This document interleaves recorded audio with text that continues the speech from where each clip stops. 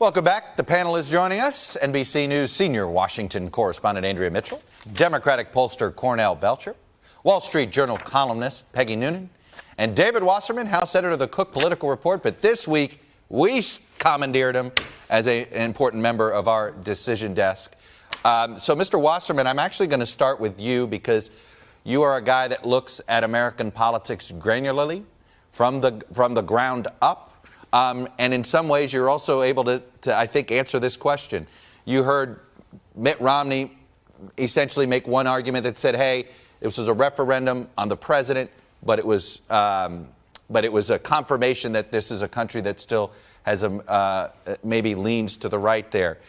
Is that what we learned from this election? What did you learn from this election? Well, first of all, Chuck, after all we've been through as a country in the past year, there are many parts of the country where the vote didn't change very much. And for all the talk of wanting to bring the country together, this election resulted in more polarization in a lot of states. I kept track of the past 20 years elections of what percentage each major party nominee won of counties with a Whole Foods market and a Cracker Barrel Old Country store. And in 2016, when Donald Trump won the White House, he carried 76% of counties with a Cracker Barrel and only 22% of counties with a Whole Foods, a 54-point gap. The gap had been 19 points in 1992. Well, in this election, based on my preliminary calculations, Joe Biden won 84% of counties with a Whole Foods market and only 27% of counties with a Cracker Barrel. So that 57-point gap is even wider than the one that we had in 2016. The irony of President Trump's attacks on Democrat-run cities is that they were some of the few places where Trump's vote share was actually a little bit higher than it was in 2016 in Philadelphia, Detroit, Milwaukee. The early evidence suggests that he actually slightly narrowed the margin, not by much, but there are some reckoning signs for Democrats moving forward with regard to share of the Hispanic vote in particular. Cornell Belcher, I will say this. What you heard there, it was interesting, and I know you do a lot of work in South Carolina. You've done some work in some of those races there to hear Congressman Clyburn talk about sort of this mixed result that the Democrats got. And what's interesting, it sure looks like we just reran the 2016 election and Gary Johnson voters voted for Joe Biden.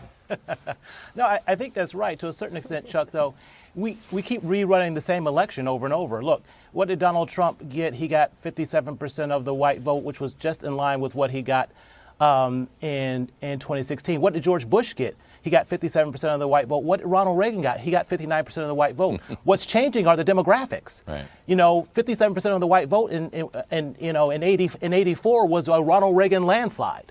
57% of the white vote right now is different. And to me, and we can talk about economics all we want, but to me, what you see is two Americas coming together and fighting over the future. There is certainly an ascending America versus a culturally anxious America. And I think that is sort of the two battle lines that we're looking at right now in this country as we face perhaps a cold civil war between those who are anxious about the changes that are happening in America and those who are part of the changes that are happening in America. So, Andrea, doesn't this mean that we shouldn't expect a lot of change in Washington? Because in some ways, it's just, that the ball got moved a couple of inches to the left, but the fight over that 1 or 2 yard lines is still the fight over 1 or 2 yard lines. Well, in some ways, yes, but I think there will be a lot of change simply because of the way the Trump White House broke lots of norms that went well beyond policy. So these are not issues that will be determined by the balance of power in the Senate even. These are issues that are determined by the affect, the way a president handles the White House, the way he communicates to the American people, the way he treats people, the empathy, the care. Certainly the most important issue, I think, is the way he handles the pandemic. And I think that was the defining issue of the campaign, in fact, because if Joe Biden had not cared about masks and about science and about people suffering and had big rallies and super spreaders, I'm not sure this election would have turned out this way. Yes, he was hurt by doing a virtual campaign and not having rallies. That, along the margins, was very important. But he represented a difference to suburban women and to others who cared about the bullying noises and the communication, which Peggy Noonan, of course, knows better about than anyone else as the speechwriter that she was for the most impressive president we've had as a communicator. So I think a lot will change in ethics and in care of people and empathy.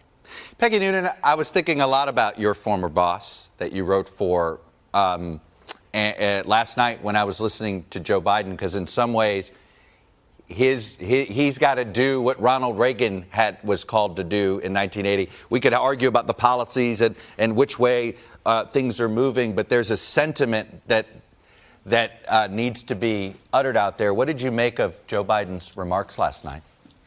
I think it signaled, as we've all noticed and see coming, which is a different tone, a different way of speaking and presenting yourself politically. I found it hopeful. I found it rather deft. I really loved it when he quoted On Eagle's Wings, which is a song, a hymn that all of the evangelical churches in America know, and the Catholic churches too.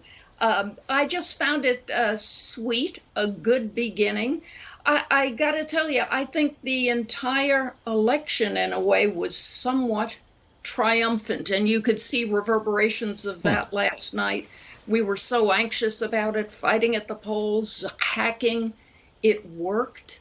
There's no credible widespread charges of malfeasance or corruption. It yielded up an outcome that was inherently moderate. Everybody got something. Democrats got the presidency, Republicans state legislatures, House, maybe the Senate, we'll see. And the ultimate result struck me as inherently moderate and centrist, divided government. I think most people would say that's not the worst thing. Well, we'll see. It's interesting if there's any reward for trying to work in the middle. That's been sort of the problem I think all of these elected officials had. The country throws divided government at them. Hello from Washington, I'm Chuck Todd, and thanks for checking out the Meet the Press channel on YouTube. Click on the button down here to subscribe and click over here to watch the latest interviews, highlights, and other digital exclusives.